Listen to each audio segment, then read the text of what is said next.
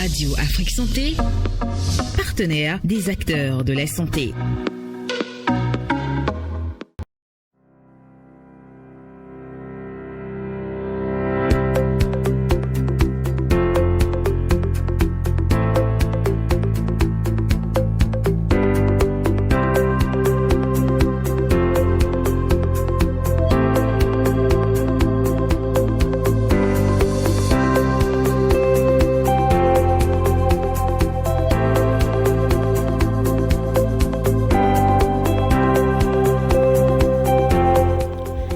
Très heureuse de vous savoir nombreux à l'écoute de Radio Afrique Santé. Merci de prendre le rendez-vous pour ce numéro de votre émission en termes faciles. Une émission réservée à l'explication des basiques sur la santé.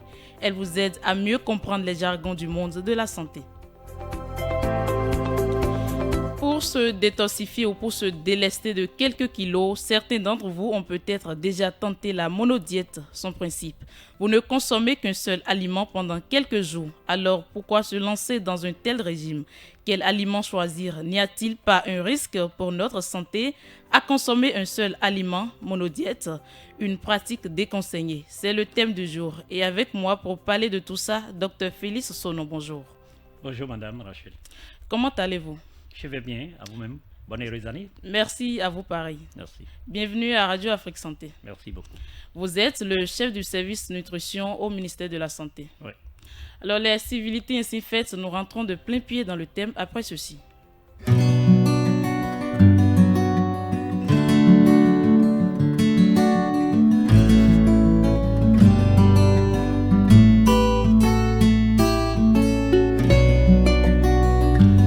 Docteur Félix Sono, en quoi consiste une monodiète?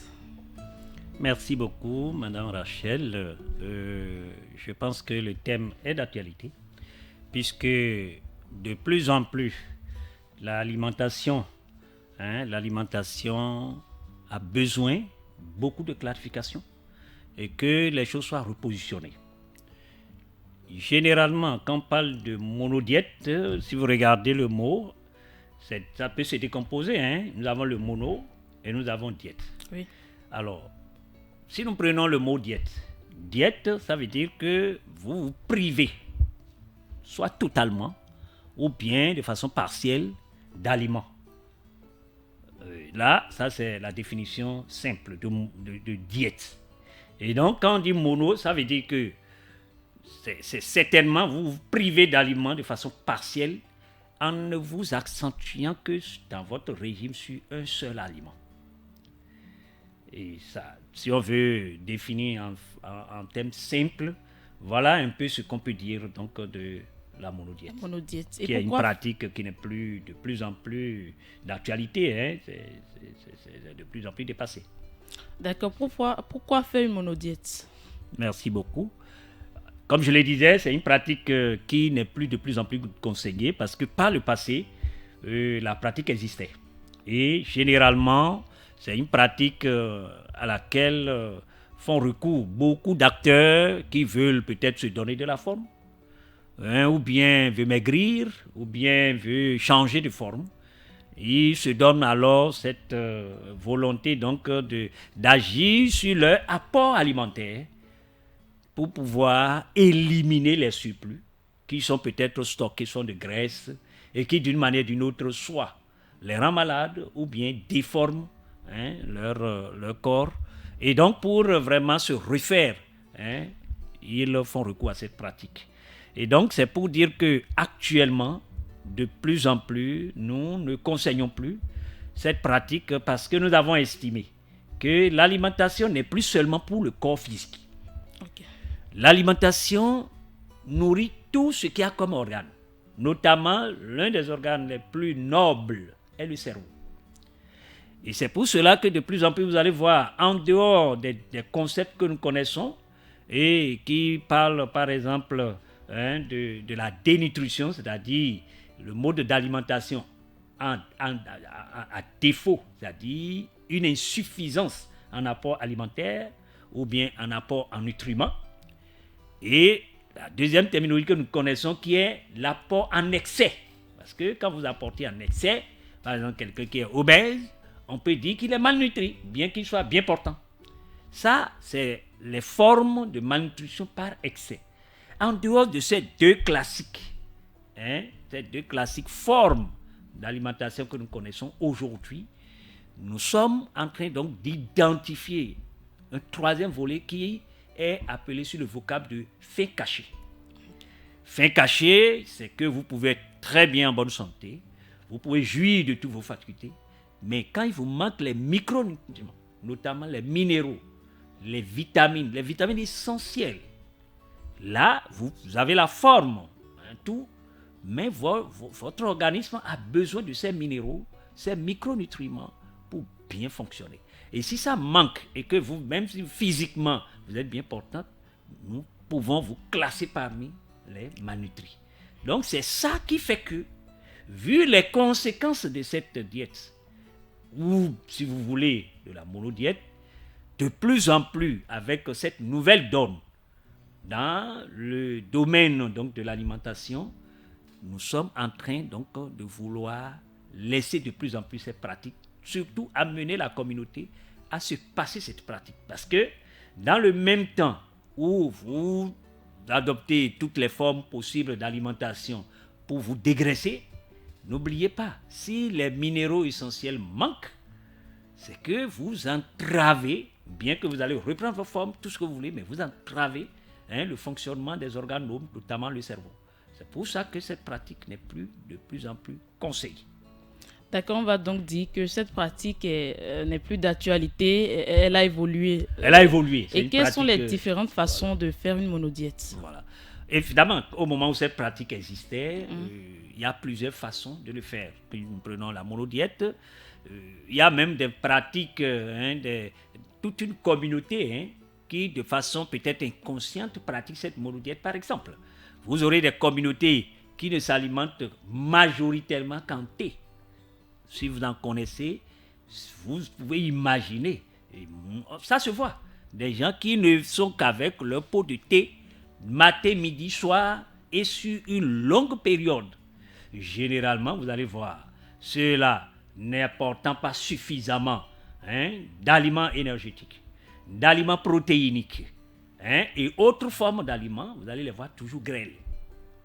Et autant ils sont grêles, autant les minéraux qui doivent accompagner ces formes d'aliments pour générer ces nutriments dont nous parlons, ces minéraux aussi vont manquer, si bien que non seulement ils seront physiquement grêles, mais également, du point de vue fonctionnement des organes, notamment le cerveau, là, il y aura aussi des difficultés de fonctionnement, d'où une certaine impotence qu'on peut observer pour le fonctionnement de ces personnes-là. Et ça, vous l'observez, il y a des communautés qui se livrent à ça. Il y a des communautés, par exemple, qui se nourrissent, des races, si vous voulez, des communautés qui se nourrissent exclusivement, par exemple, de lait de vache. Oui, vous les voyez. Mais regardez physiquement.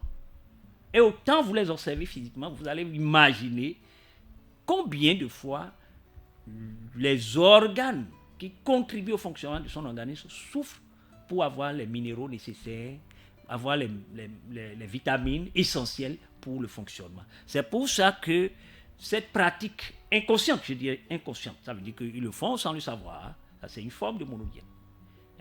En dehors de ça, il y a des monodiètes qu'on observe habituellement. Par exemple, vous décidez de prendre rien que de l'eau. Par exemple, il y a des greffes de la faim. Il y a des gens qui font la greffe de la faim et ils disent, bon, je prends rien que de l'eau. Se priver de la nourriture. Se prive de la nourriture, mais ils prennent rien que de l'eau. C'est une forme de monodiète. Ou bien, vous prenez peut-être, vous dites, je choisis peut-être seulement un seul fruit. Voilà. Ça, c'est les formes de diète qui se mènent selon l'objectif, soit c'est pour un objectif personnel, c'est-à-dire c'est une décision personnelle à toi, ou bien c'est une décision thérapeutique. Ça peut arriver. Est-ce que vous voyez? Donc, voilà, si on veut être synthétique, les différentes formes de diète que nous pouvons avoir, les diètes conscientes, les diètes inconscientes, et les différents formats qu'on peut adopter par rapport à ces genres de monodiètes. D'accord, vous venez de citer les différentes façons de faire une monodiète. Oui. Et qui peut l'adopter, cette pratique?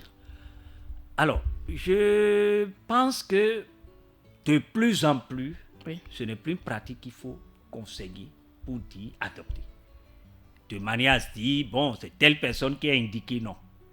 Mieux, cette pratique en réalité, c'est une manière de voir de la communauté, de certaines couches, même y compris même des jeunes, des adolescents, qui pour une raison ou pour une autre, voulant se donner une autre forme, s'orientent vers cette forme d'alimentation. Aujourd'hui, moi je pense que ce n'est plus indiqué pour que nous puissions dire, bon voilà, telle personne a indiqué non du tout. Cette pratique est de plus en plus dépassée et c'est des pratiques pour lesquelles nous allons être clairs pour dire à la communauté de s'en passer. Et que quel que soit l'objectif qu'on vise, de par son alimentation, ce n'est plus conseillé d'adopter la diète, encore moins la monodiète. Ce n'est pas bon parce qu'en le faisant, vous êtes alimenté de façon déséquilibrée. Vous n'avez plus une alimentation équilibrée, composée des différents groupes d'aliments, que vous le savez. Et donc, du coup, il ne serait pas indiqué de dire telle personne, telle autre, y compris même ceux qui font ce monodiète de façon inconsciente, nous leur demandons d'abandonner la pratique. On peut utiliser ces pratiques, mais après avoir pris un repas, une alimentation riche, variée et diversifiée. D'accord, et parlant justement des communautés ou des races, il y en a qui se nourrissent uniquement des fruits, des fruits du moins. Et dans ce cas, est-ce qu'on peut parler de la monodiète quand on sait que ces fruits-là sont riches en nutriments? Très bien. On peut bel et bien parler de la monodiète parce que dès que vous alimentez avec, disons, un seul groupe d'aliments, par exemple, parce que les fruits font partie aussi des groupes d'aliments. Si vous alimentez à un seul groupe d'aliments, on peut dire que vous êtes en train de pratiquer la monodiète. Et il n'est pas conseillé que vous alimentez exclusivement aux fruits. Même si on remonte dans l'histoire, l'histoire des générations de pygmées qui ont vécu dans la brousse, ils ne s'alimentent pas seulement avec des fruits. Ils font les cueillettes, ils prennent beaucoup d'autres aliments pour pouvoir vraiment équilibrer un tant soit peu leur régime alimentaire. Donc, en gros, ce que nous pouvons retenir, c'est de conseiller à ce que cette pratique ne soit plus vraiment des pratiques auxquelles on va recourir si vraiment nous voulons offrir les conditions idéales d'alimentation à notre organisme. D'accord, et quels fruits, quels légumes ou quelles céréales choisir pour une monodiète? Alors, moi je pense que par le passé, beaucoup font recours à ces genres de fruits, tels que par exemple des gens prennent de l'avocat. Il y a des gens qui prennent de citron, par exemple, on dit l'eau citronnée. Des gens qui prennent, par exemple, du pamplemousse, de l'orange. Il y a beaucoup qui font ça. Mais en réalité, ces genres de formes d'alimentation ne permettent pas à l'organisme d'avoir tout ce qu'il faut. Voilà.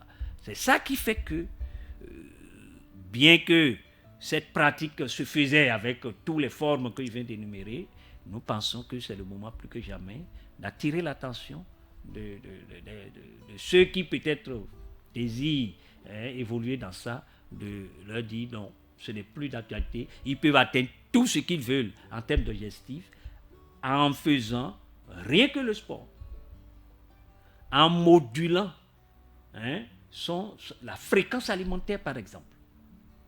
Rien qu'en modulant votre fréquence alimentaire, vous pouvez maigrir.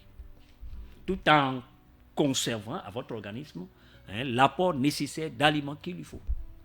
Est-ce que vous voyez? Donc, cette pratique, de plus en plus, je pense que ce n'est plus d'actualité. Et il n'est pas alors indiqué que nous puissions dire bon, tel acteur, ou bien telle personne, ou bien telle chose, pour une raison ou autre, peut recourir à cette pratique. Nous ne les conseillons plus actuellement. D'accord. Et est-ce possible que le régime monodiète peut être utilisé pour la perte du poids ou l'amaigrissement? Comme je viens de l'expliquer, il y a des formes de monodiète qui peuvent vous permettre donc d'amaigrir, de perdre du poids. Parce que la perte de poids, c'est quoi? Lorsque vous êtes en excès, vous apportez d'excès de glucides et dans une certaine mesure d'excès de protéines, l'organisme est bien, enfin, comme on le dit, il est bien organisé. Il prend ces surplus-là et il vient stocker sous forme de graisse. C'est ça qui fait que vous allez voir des gens, le ventre est bien rond, ou bien le derrière bien rond, ou bien, bon, vous voyez, on a des stocks un peu partout, parfois même ça déforme l'organisme. La graisse. Et la graisse, c'est surtout la graisse qui constitue les réserves du citron. Et donc pour maigrir, c'est de faire fondre ces graisses-là. Est-ce que vous voyez? Donc du coup, vous n'avez plus besoin nécessairement d'une diète pour faire fondre ces graisses, par exemple. Comme je viens de le dire, rien qu'en pratiquant le sport, rien qu'en ajustant sur la fréquence et, disons, la fréquence et la quantité de repas par jour, rien qu'en agissant sur ces éléments-là, vous pouvez bel et bien fondre ces graisses-là.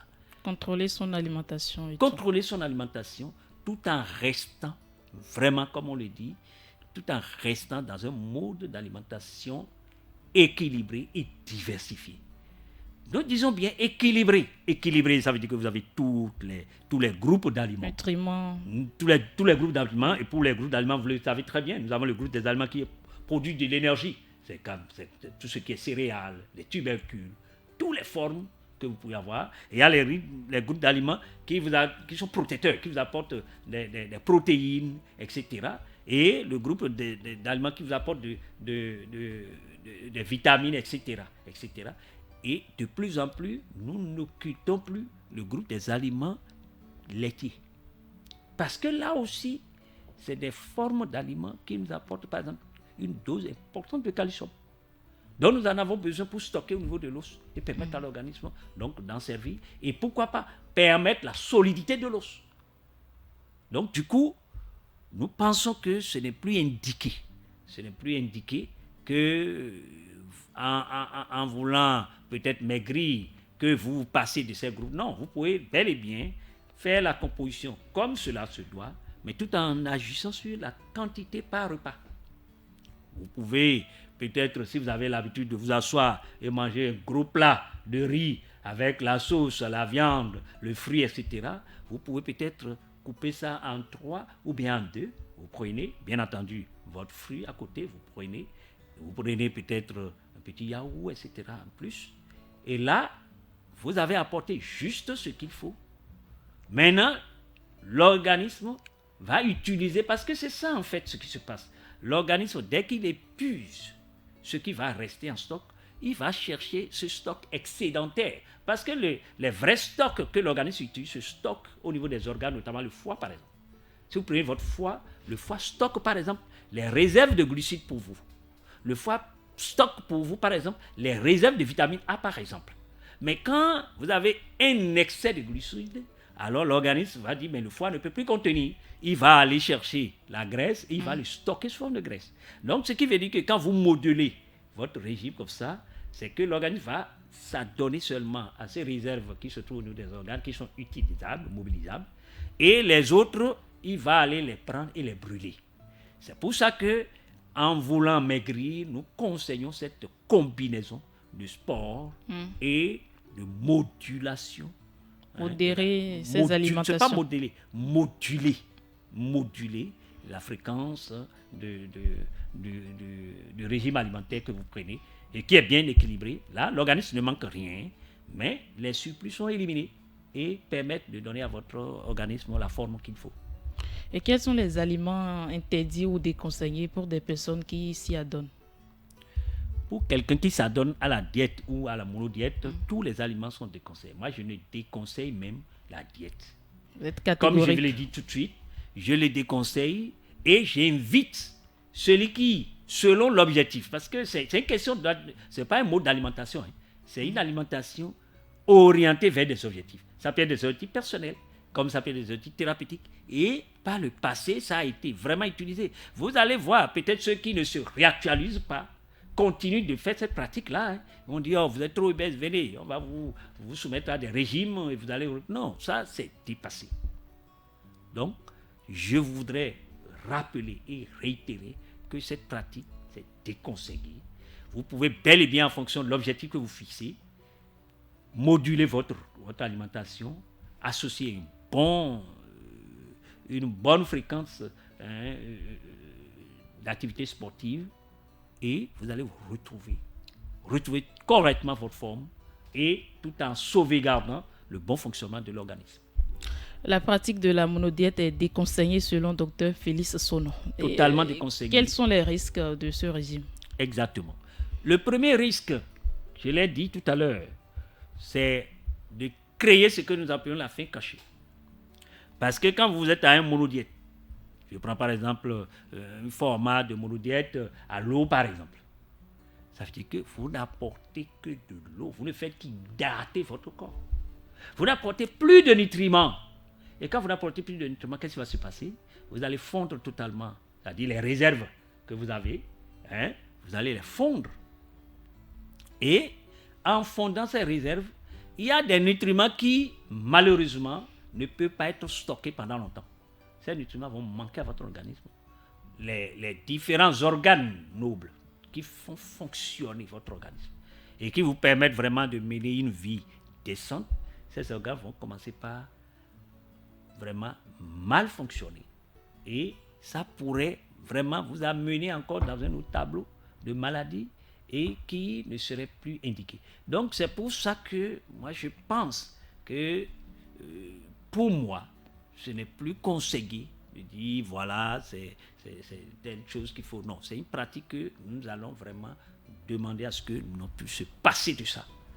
Et quand on aura peut-être besoin de fondre de l'énergie, comme je l'ai dit, vous voyez les diététiciens ou bien les nutritionnistes sous tous bords, ils peuvent vous concevoir un régime alimentaire basé sur le principe de la modulation de l'apport alimentaire combiné avec les activités physiques et sportives et vous allez atteindre votre objectif.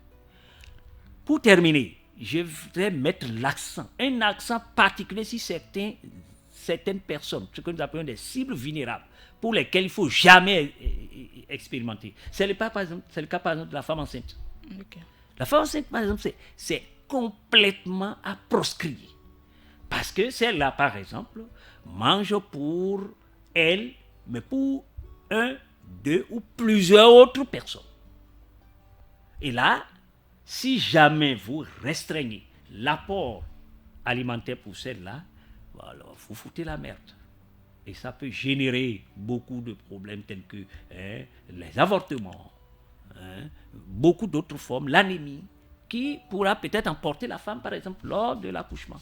Donc, voilà des personnes pour lesquelles il faut totalement éviter la diète. Les autres personnes, c'est les enfants.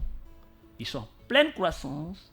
Quand vous allez les mettre sous ce format d'alimentation, c'est que vous êtes en train de compromettre dangereusement leur avenir. Et généralement, ces enfants développent ce que nous appelons la malnutrition chronique. La malnutrition chronique avec des effets délétères sur le cerveau. Au point où, finalement, vous aurez des enfants physiquement debout, mais qui ne seront pas actifs, ne peuvent pas produire. Parce que le cerveau, qui doit bien fonctionner et lui permettre d'être intelligent, ou bien lui permettre donc de bien actionner son énergie physique pour pouvoir travailler, ce cerveau ne pourra pas bien fonctionner parce que n'étant pas bien constitué. Donc, accent particulier pour ceux-là que nous appelons des cibles vulnérables. Les femmes enceintes. Les femmes enceintes. Et qui d'autres? Les femmes allaitantes, les enfants, c'est des groupes de population, des groupes cibles pour lesquels nous déconseillons totalement ce régime. Quelle que soit l'idée. Bien entendu, nous mettons l'accent sur le fait que c'est une pratique qu'il faut déconseiller aussi pour toute la population d'une manière générale, parce que nous savons que quel que soit l'objectif que la population va poursuivre aujourd'hui, la science de la nutrition a évolué. Nous avons beaucoup de nutritionnistes, tous les formats de nutritionnistes pour accompagner et vous permettre donc d'atteindre votre objectif sans pour autant laisser des effets néfastes sur votre organisme. Et il n'est pas rare d'entendre dire que la monodiète permet de détoxifier l'organisme. Quels sont les régimes ou quel régime alimentaire vous conseilleriez à nos auditeurs pour détoxifier son corps ou son organisme? D'abord, je vais dire, la diète ne peut jamais détoxiquer. Oui, en dehors de la diète. Ça, je le répète, la diète ou la monodiète ne peut jamais détoxiquer. Parce qu'il faut détoxiquer votre organisme. c'est qu'il y a soit des métaux lourds ou bien des aliments difficiles pour l'organisme d'éliminer. Et il faut nécessairement que vous alliez peut-être chercher des chélateurs qui vont essayer donc de fragmenter, rendre solubles ces aliments et faciliter l'élimination. Ou bien vous allez carrément chercher peut-être des aliments qui vont, des antioxydants. Il y a des aliments que nous appelons des antioxydants qui peuvent aider à éliminer ces aliments. Et là, je crois que c'est la manière la plus indiquée de se désintoxiquer.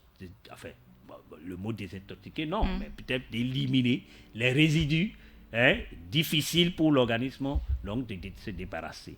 Alors, dire que la diète, c'est faux. Ça donc, ne il peut n'existe jamais plus aucun régime alimentaire. Il n'y a pas, en tout cas, si vous voulez enlever, c'est-à-dire si vous voulez vous débarrasser donc, de ces trucs-là, c'est plutôt faire recours donc, à des chélateurs, des aliments que nous classons sous le vocable chélateurs, ou bien les antioxydants. Ça, eux, ils peuvent vous permettre donc de faciliter l'élimination, parce qu'en rendant soluble, ou bien en provoquant des mécanismes chimiques, un phénomène métabolique pour permettre leur élimination. Et là, au nombre, par exemple, de ces aliments que nous appelons des antioxydants, vous avez par exemple de l'avocat, vous avez par exemple de l'ail. C'est des choses, quand vous prenez, c'est bien pour vous. Le citron. Le citron, c'est un très bon antioxydant. Très bon antioxydant qu'il faut conseiller, en dehors même de la vitamine C. Et comment l'adopter, ces aliments antioxydants? Comment l'adopter, ces aliments? Quel est le mode d'utilisation? Ce n'est pas l'adopter, c'est des trucs qu'il faut... Si vous prenez par exemple de l'avocat, prenez votre avocat comme nous le faisons. Bon, il y a des gens Est-ce qu'il y a des fréquences, par exemple, par semaine? Combien de fois il faut prendre ces fruits? Oui. Je pense que pour ces genres d'aliments, c'est-à-dire vous n'allez pas manger de façon répétée. Vous prenez par exemple, je donne par exemple l'exemple de l'avocat. Vous constituez votre plat, un peu d'ail, un peu d'avocat, ainsi de suite. Ce que nous appelons les cocktails de salade. Okay. Que vous constituez, vous prenez une soirée. Mais c'est très très bon. Vous avez un paquet d'acteurs qui vont vous permettre de vous débarrasser. C'est vrai. Mais ce n'est pas à dire que bon voilà, comme nous pensons qu'avec l'avocat ou bien avec l'ail, ou bien même avec les légumes verts, nous pouvons vraiment nous débarrasser de cette... Bon, je le mange matin et soir, non. Vous le mangez et après, vous prenez autre chose. Mais ce que moi, je conseille le plus souvent, c'est que quand vous êtes dans ce genre de situation, c'est de privilégier les aliments à base de fruits et légumes. Parce que ces aliments sont souvent très riches en antioxydants, en chélateurs, et ça permet à votre organisme donc d'éliminer tout ce que vous pouvez avoir comme résidus éventuels, parce que l'alimentation peut amener d'autres substances pour lesquelles l'organisme aura des difficultés à éliminer. Donc, avec ces formes de choses-là, ça peut aller. Au nombre des chélateurs, par exemple, vous connaissez le menthe. Il y a des trucs qu'on utilise aussi pour faire la sauce, des persils, très riches. Les persils, je crois que vous utilisez ça pour la viande, tempérer la viande. Assaisonner l'oignon. Voilà autant de chélateurs. Et ce qu'il faut, ce n'est pas de dire, bon, écoutez, comme j'adopte ça là, je le prends matin, midi, soir, non. Vous le prenez dans un repas donné, et puis à un autre repas, vous prenez. Mais l'objectif, ce que nous conseillons le plus souvent, c'est de privilégier désormais votre alimentation avec ces formes de fruits et légumes pour en faire un repas complet. Là, déjà à l'alimentation, vous avez déjà ces antioxydants, ces chélateurs qui vous permettent donc d'éliminer les résidus tout en permettant à votre organisme donc d'avoir tout ce qu'il faut comme nutriments pour bien fonctionner. D'accord, docteur Félix Sonon, merci de répondre à notre invitation. Merci Je rappelle beaucoup. que vous êtes le chef du service nutrition au ministère de la Santé. Ouais. Et nous sommes à la fin de cette émission. Merci à vous, chers auditeurs, de nous avoir suivis. Derrière la baie vitrée, il s'appelle Tibus Harry Renaud. Moi, je suis Rachel Poussassi. Au revoir et à la prochaine. Merci beaucoup. À la prochaine.